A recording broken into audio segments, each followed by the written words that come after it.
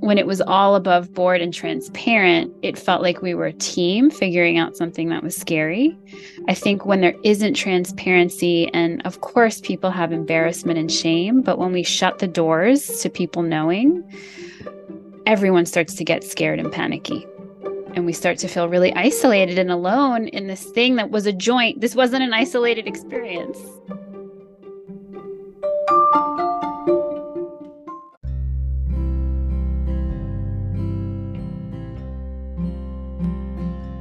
Welcome to Making Polyamory Work. Hi, I'm Libby Sinback, and I want to thank you for joining me today. I'm a queer polyamorous mom and a relationship transformation coach who is committed to helping people who live and love outside the box have absolutely extraordinary relationships. That's because I believe that relationships are at the core of our well-being as humans, and I believe that love is why we're here and how we heal. I'm excited to share another 2-part episode with Jessica Fern. Now, I'm guessing some of you listening might know who Jessica Fern is. She is the author of Polysecure and the Polysecure workbook, which just recently came out. She's also a psychotherapist, a coach, and a certified clinical trauma professional.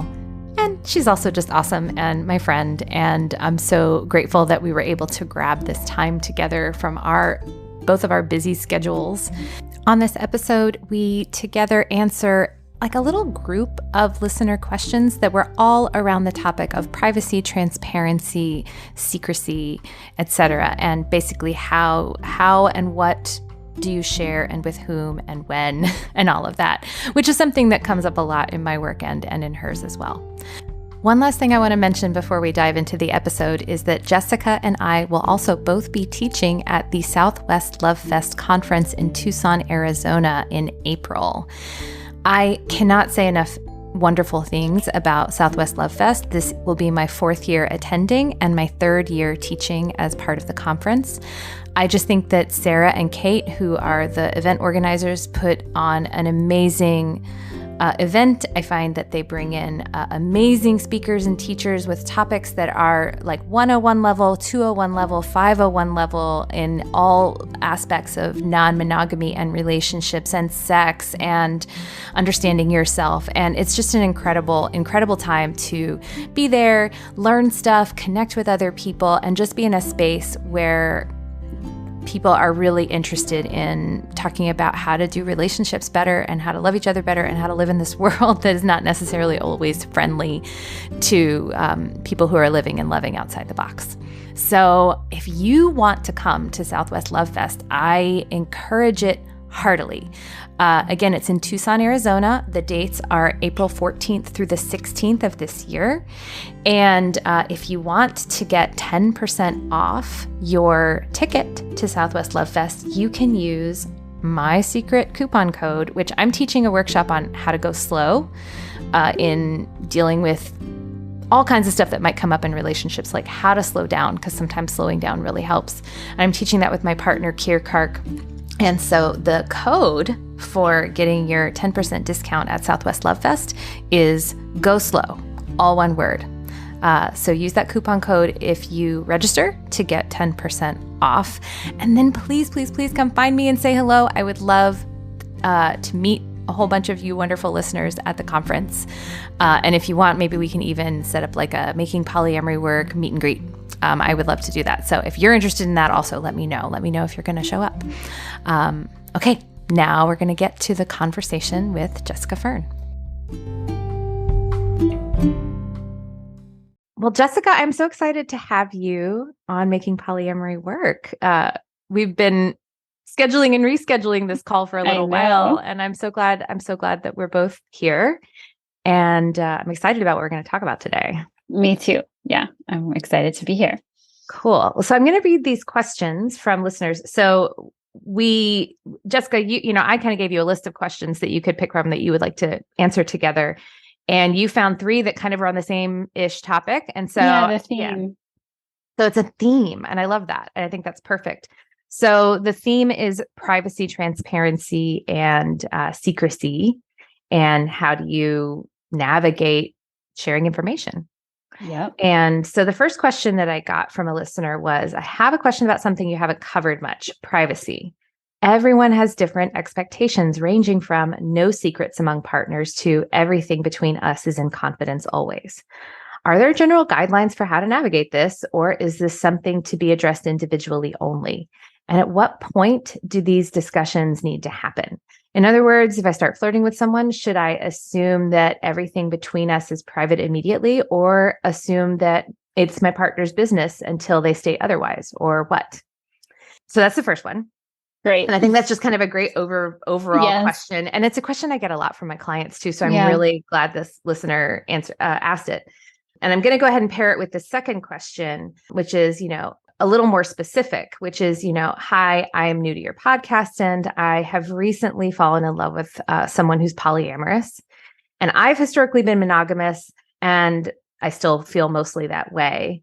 And right now I'm trying to navigate this whole new world. And I'm wondering, have you talked about when your Hinge shares intimate details about your sex life with them, with his other partner? I don't want to be a prude, this listener says, but I feel a little bit like my privacy has been a bit violated. And this person in this email didn't go into detail about like why or what or how. So I'm making up a lot about like what was going on there, but it sounds like what this person is saying is that their partner told a lot of intimate sexual details to his other partner without checking with the new person. And this new person's like, well, is that okay? I don't feel okay. But is that the norm? So. Yeah, these are great. Yeah. Which should we start with? I feel like I want to start with the second one, actually. I was like, let's jump into that one, those details. Yeah. So do you want to jump in first or? I think maybe the first thing to say about this is actually that both of these people are asking the question, what's normal? Right. Like what is normal? What's okay? What's the policy and procedure here? Because I just don't know. Right. And, it's interesting that the second question was asking the question like, I'm from a monogamous mindset. Do you do things different if you're poly than the way that I would just kind of automatically do things? And again, as a person who has never really gotten social conventions very easily. Yeah. And so I really do have to kind of get really clear on it and ask a lot of questions. I've always had to do that. I understand this desire for norms, but like, I don't even know what's normal for monogamy. I think that actually the idea that there is a normal for monogamy is actually maybe not true either. I think everybody does things a little differently, even in monogamy. Exactly. It's just that it's all unspoken, right? And not explicit. But the thing that I would say is what I'm making up. Where this person is coming from, is that everything behind closed doors is private, because I do think that is a norm that I see out in monogamy world. Like we don't really talk about the intimate details of our relationship with anybody. Is what I see as kind of the norm. Is that what you see? I think so. Yeah, I would say that's the norm in monogamy. That what we do behind closed doors is ours. I like that.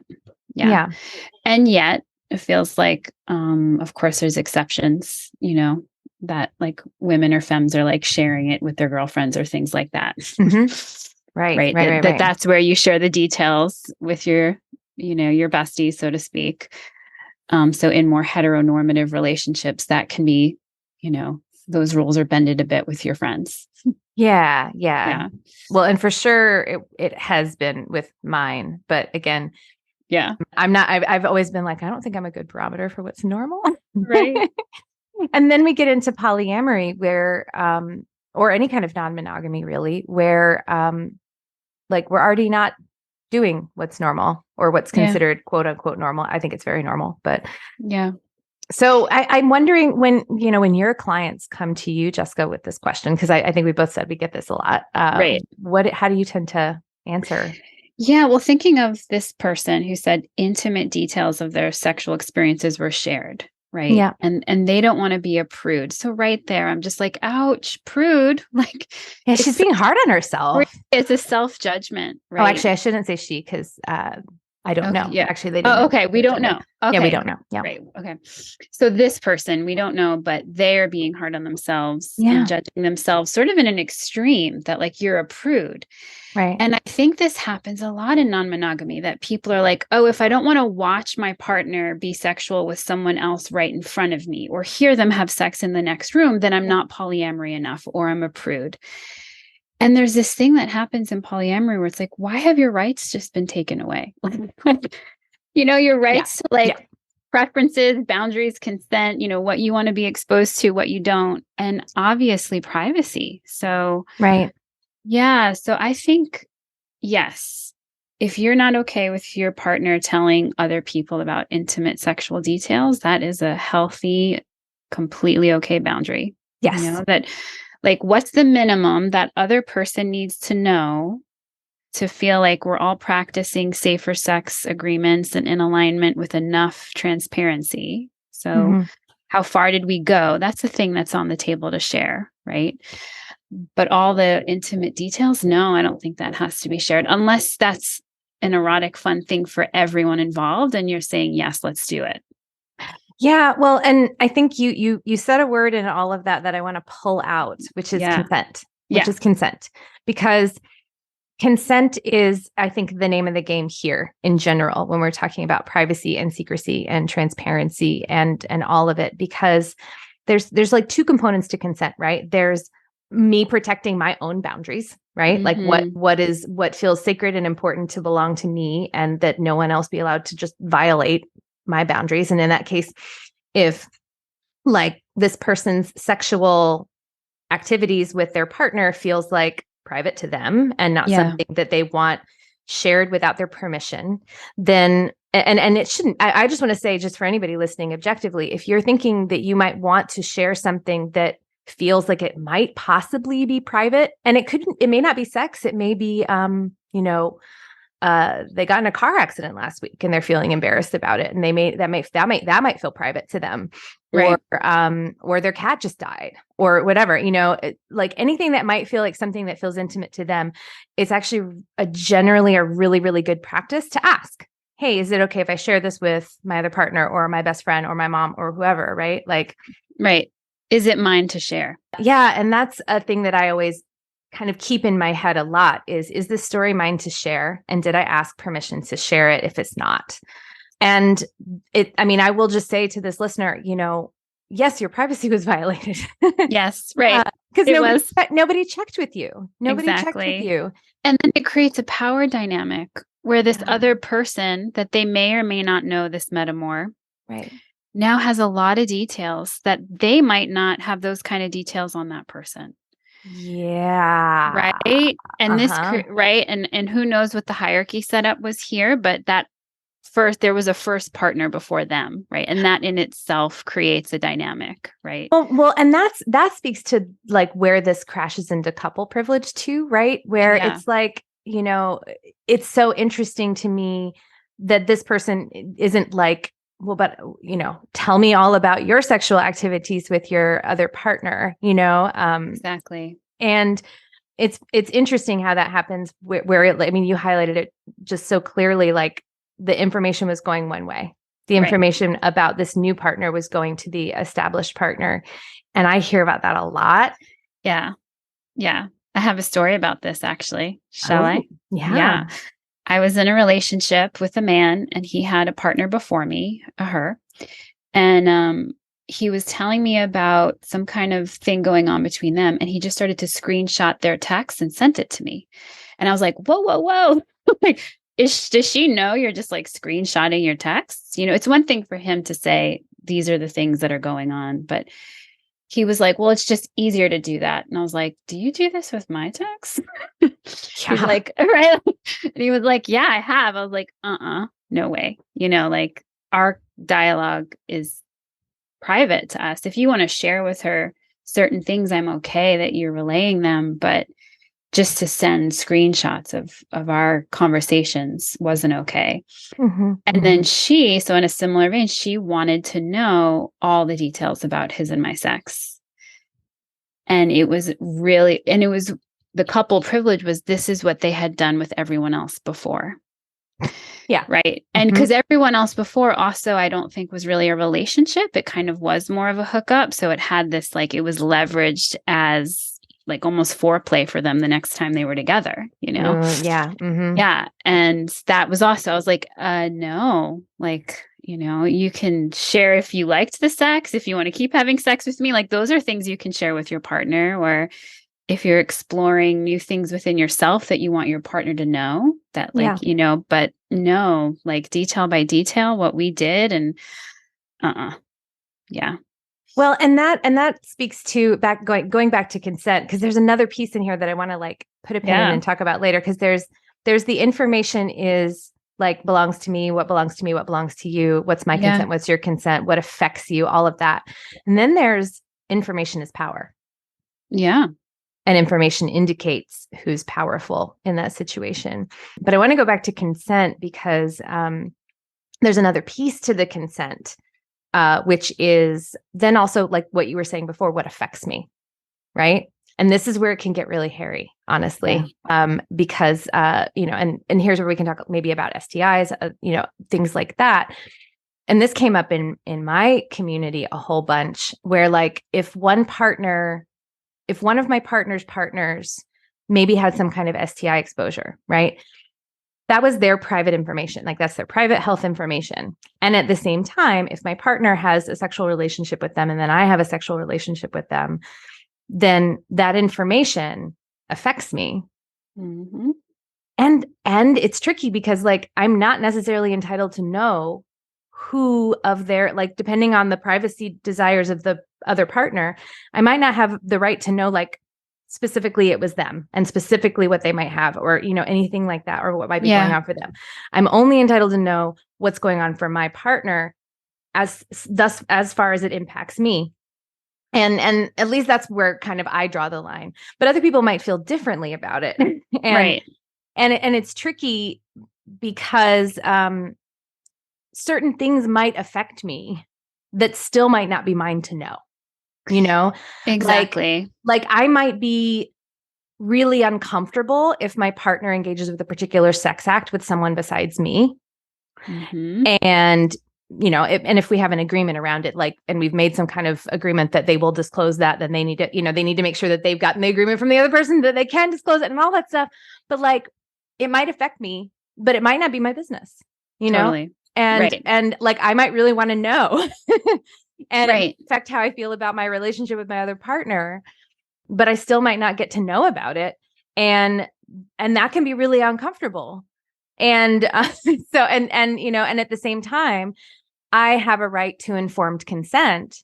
Yeah. With the people I'm in a relationship with. Yeah. And I guess I'd love for you to talk about how you and this feels kind of personal, almost like, how you navigate this. No, it's great. Because I think, what you're talking about is sometimes the setup of like your partner had an STI scare with another partner. Yeah. And they can just come to you and say, hey, I have a partner. There's an STI scare. Here's what you and I need to do. Yeah. And that like works, right? But if they only have one other partner, then you know who it is. Yeah, you can do the math. Exactly. Right, you can do the math. Or maybe they have two, but you're close with the other one and you know who it is, right? So there's just like, we can know, right? Right. I mean, I've been in the situation with the people I just talked about where there was an STI scare and she was the one that came to me because it was, she had an experience and she came directly because we had that relationship and that felt really wonderful. Right. And then her and I could process it. And then all three of us could process it through together. What are we going to do? What are we not going to do? Right. So when it was all above board and transparent, it felt like we were a team figuring out something that was scary. Yeah. I think when there isn't transparency, and of course people have embarrassment and shame, but when we shut the doors to people knowing, everyone starts to get scared and panicky. And we start to feel really isolated and alone in this thing that was a joint. This wasn't an isolated experience, Yeah. Well, and that can be where it can get really tricky if you are in a situation where you're not in good relation with all of your metamors, right? Exactly. Or terramors, further steps out. And, it's really nice when you can have that kind of tight knit polycule feeling with your partners where you can all sit, like you said, kind of sit down together and collaborate on, oh, hey, this is what happened. This is how we're going to handle it. These are the protocols we're all going to take, and et cetera. But I mean, I definitely been in the experience where that wasn't the case, where I had a metamor who was not communicative with me, didn't want, like, my business was not her business and her business was not my business. And there was this, it was awful. In fact, I think it was the major thing that led me to temporarily break up with the partner that I was with. Is we were all on this like online Facebook discussion group. This wasn't even a partner. It was like a kind of a play partner, like someone who I had played with one of my other partners.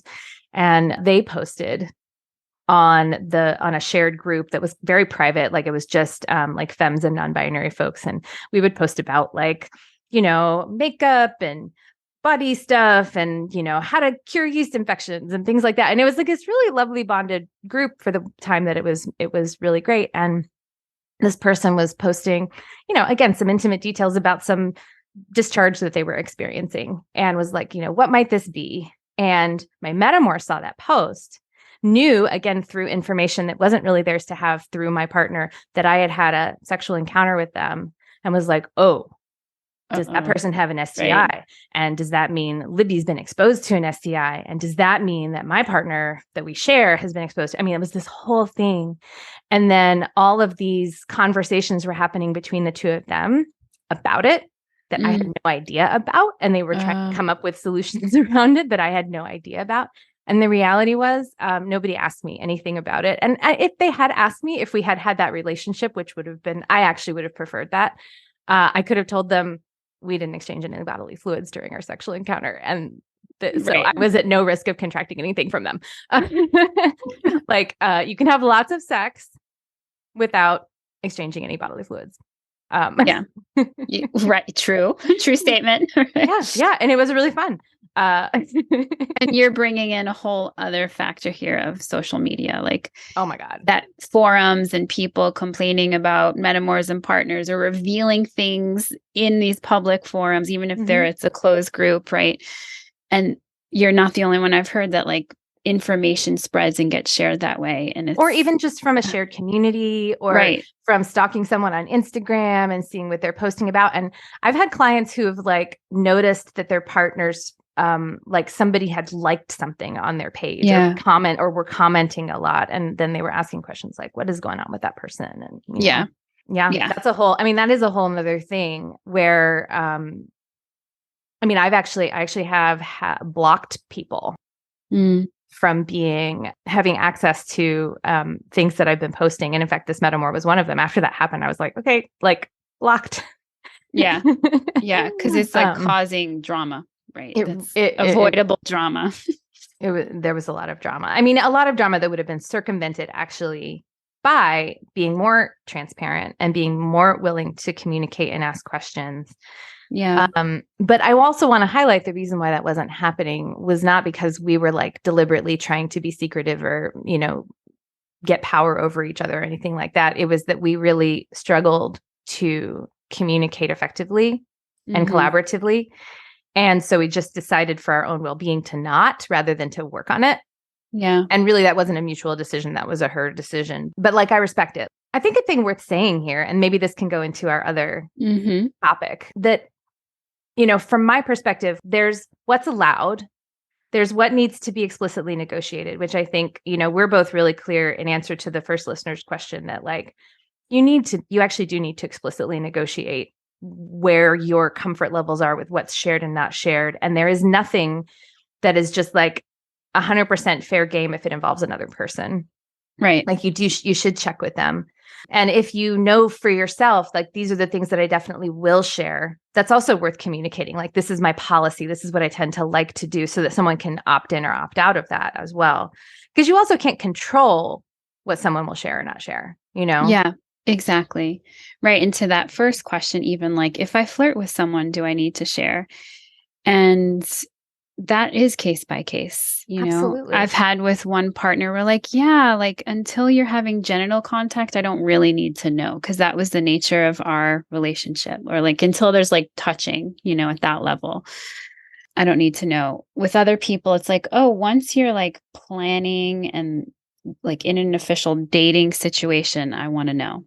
You know, I have one partner who's like, I do want to know when you have flirts because it's fun for like it excites them, and it's not really like if I had a flirt with a barista, I'm not breaking anything for that barista. You know what I mean? Like it's fun to be like, oh yeah, they had these great tattoos and they flirted with me this way. And we like doing that, So it is case by case, but I think just making sure it's clear. What do you want to know? What don't you need to know?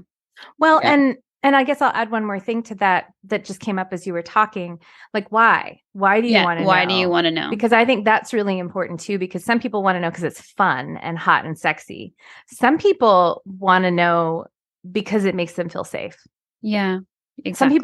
Some people don't want to know because it makes them feel safe, or they want to hold on to their information because it makes them feel safe. Yeah. And I guess that's where, again, it can get tricky because someone's need for safety might bump up against someone else's need for safety.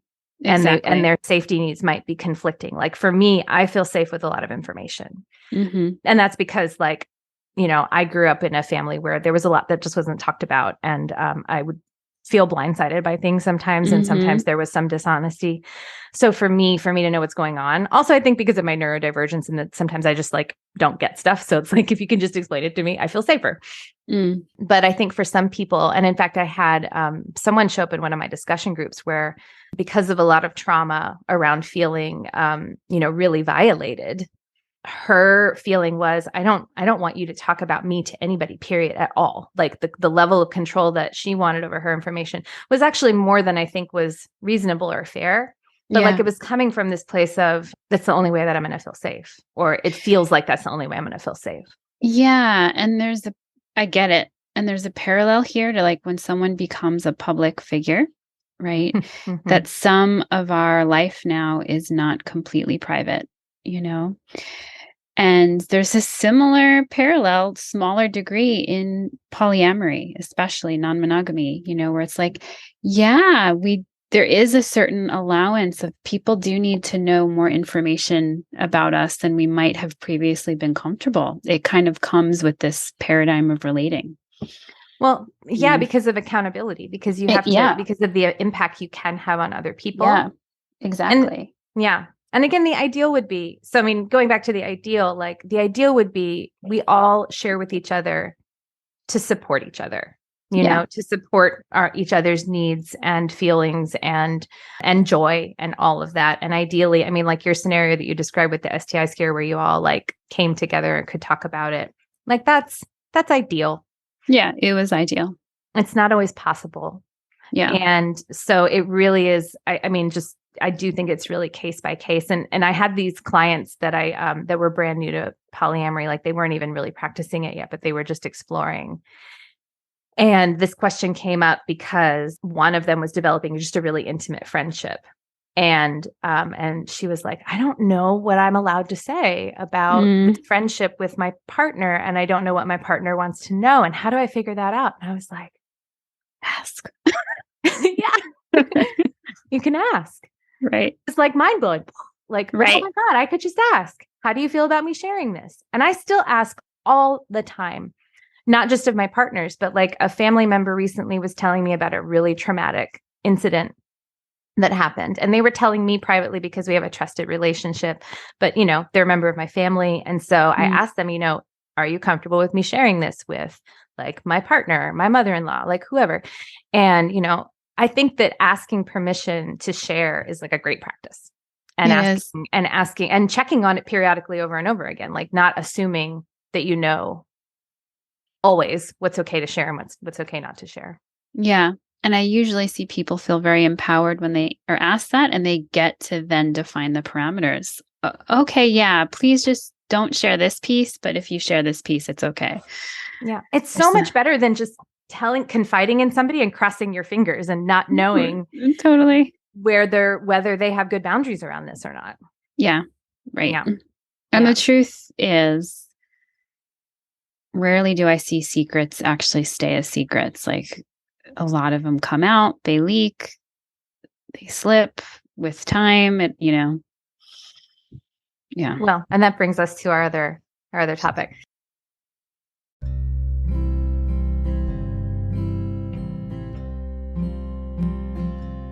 Thank you so much for joining me today. If you have any thoughts about what I've said or a question for the show, I would love to hear from you. You can reach me via my website, libbysinback.com, or you can connect to me on any of my social channels. I'm on Instagram and Facebook. I'll also say that if you're loving my podcasts, but feel like your relationship could maybe use some more help, this is work I do with my coaching clients and in the relational non-monogamy circle. If you're interested, you can either set up a free introductory session with me to see if coaching might be a fit for you, or check out the Relational Non-Monogamy Circle online at libbysinback.com/RNMC. If you love this podcast, please share it. Share it with your friends, your networks, your Facebook groups, etc. And make sure you subscribe so you don't miss an episode. And if you listen on iTunes or Stitcher, it would be super awesome if you left a review or a comment, because that will help more people find the show. Making Polyamory Work is created by me, Libby Sinback. It is edited by Finn of the Normalizing Non-Monogamy podcast and hosted on the Anchor.fm platform. Van de Leon manages the website and posts the transcripts. Thanks for being with me today, and I'll see you soon.